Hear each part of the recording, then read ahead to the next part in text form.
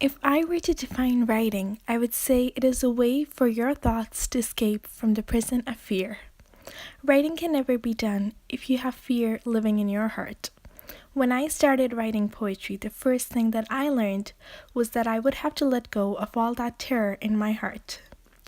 I'm definitely not the most confident person in this world, so naturally, the idea of putting my deepest thoughts onto paper scared me. The movie Dead Poets Society taught me how to break free from fear. Mr. Keating, who was the teacher in the movie, taught his class no matter what anybody tells you, words and ideas can change the world. This made me realize how much power my words held and that they did not deserve to be hidden into the quiet corners of my mind.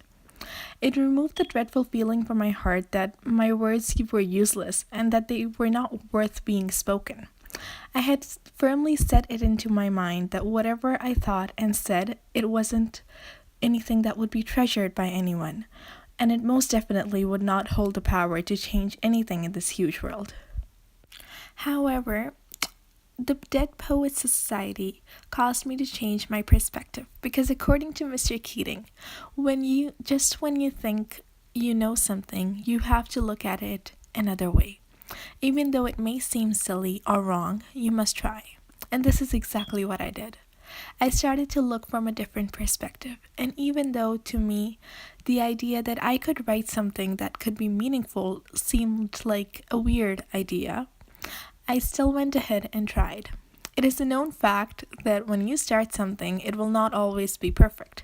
So obviously, when I started writing, it did not end up as a beautifully done and eloquently written piece of literary art, but it did turn out to be better than I expected, and that encouraged me to keep writing. The Dead Poets Society helped me take my first step towards poetry. When Mr. Keating taught his students, saying, "You must strive to find your own voice, because the longer you wait to begin, the less likely you are to find it at all." I learned that I was wrong to be afraid of my own thoughts, thinking that they weren't good enough to be read, or assuming that they weren't powerful enough to make a difference. I finally learned that every little thought that crosses your mind matters, and that words have the ability to empower the writer. They open up a million windows in your mind, allowing you to look at the world from a million different perspectives, and eventually causing you to believe in yourself.